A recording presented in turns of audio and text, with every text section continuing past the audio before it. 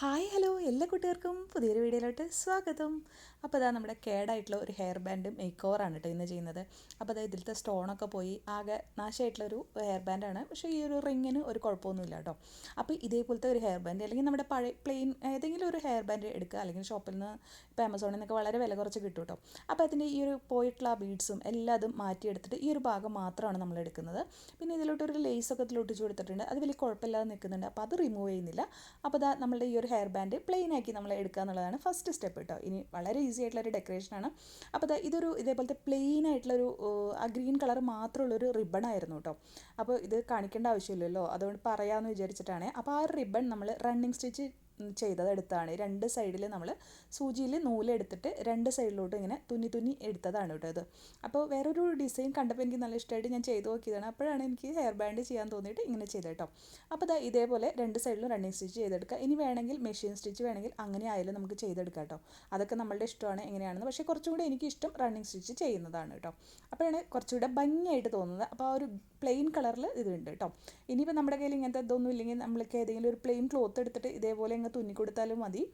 നമ്മുടെ കുട്ടികളുടെ ഡ്രസ്സൊക്കെ ഉണ്ടല്ലോ, അതൊക്കെ എടുത്താൽ മതി. അതല്ല എന്നുണ്ടെങ്കിൽ നമ്മുടെ ഡ്രസ്സിൻ്റെ ബാക്കിൽ വള്ളിയില്ല, അത് എടുത്താലും മതി കേട്ടോ.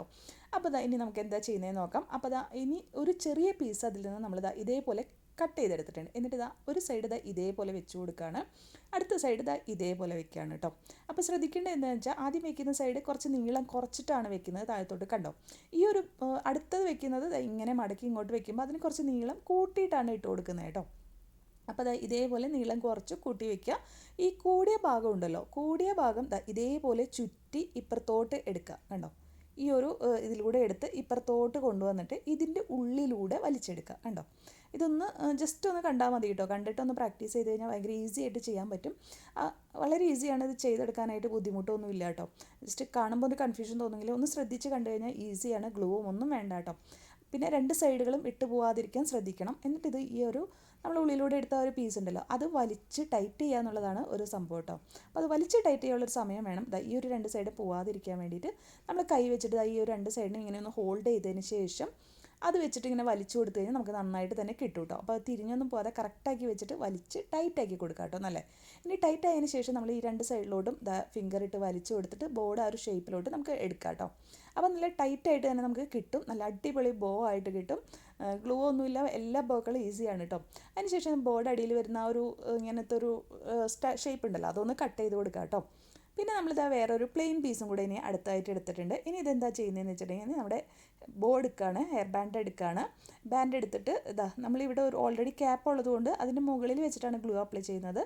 എന്നിട്ട് നമ്മുടെ ഈ ഒരു ലേസ് ആദ്യം ഒട്ടിച്ചു കൊടുക്കുന്നത് ഇങ്ങനെയാണ് ഒട്ടിച്ചു കൊടുക്കുന്നത് കണ്ടോ. ഇതേപോലെ ആയിട്ട് ഒട്ടിച്ചു കൊടുക്കുകയാണ്. എന്നിട്ട് കുറച്ച് ആ ലേസിൻ്റെ മുകളിലൂടെയും കൂടി ഗ്ലൂ ഇട്ടിട്ടാണ് നമ്മൾ ഇങ്ങോട്ട് ഇട്ട് കൊടുക്കുന്നത് കണ്ടോ. അപ്പോൾ അവിടെ ഒന്നും മടങ്ങി നിൽക്കും. പിന്നെ നമ്മുടെ ആ ലേസിൻ്റെ ആ ഒരു എൻഡ് ഭാഗം കാണില്ല, അതിന് വേണ്ടിയിട്ടാണ് നമ്മളിങ്ങനെ ചെയ്യുന്നത് കേട്ടോ. ഇനിയിപ്പോൾ നമ്മുടെ ഹെയർ ബാൻഡിന് ഇതേപോലത്തെ ഒരു ക്യാപ്പ് ഇല്ല എന്നുണ്ടെങ്കിൽ നമ്മളിങ്ങോട്ട് കവർ ചെയ്ത് ഒട്ടിക്കണം കേട്ടോ.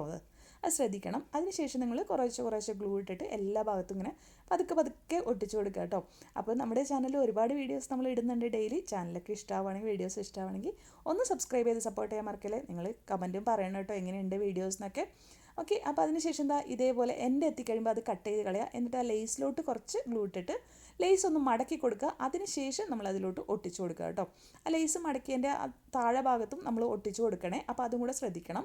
അപ്പോൾ ഇതേപോലെ കഴിഞ്ഞ് വേണമെങ്കിൽ നമുക്ക് കവർ ചെയ്ത് ഒട്ടിച്ചു കൊടുക്കാം കേട്ടോ. പക്ഷേ ഞാൻ കുറച്ച് വീതിയിലാണ് ഒട്ടിക്കുന്നത്. അതിനുശേഷം നമ്മൾ ഉണ്ടാക്കിയ ബോവും കൂടെ അവിടെ വെച്ച് കൊടുത്തു കഴിഞ്ഞാൽ നല്ല അടിപൊളിയായിട്ടുണ്ട് കേട്ടോ. അപ്പോൾ നമ്മുടെ വീഡിയോ ഇഷ്ടമാണെങ്കിൽ ലൈക്ക് ചെയ്യാൻ മറക്കല്ലേ കൂട്ടുകാരെ. അപ്പോൾ എല്ലാം കഴിഞ്ഞപ്പോൾ അടിപൊളിയാണ്. ഇനി മുകളിൽ ബീഡ്സോ എന്തെങ്കിലും വേണമെങ്കിലും കൂടെ വെച്ച് കൊടുക്കാം കേട്ടോ.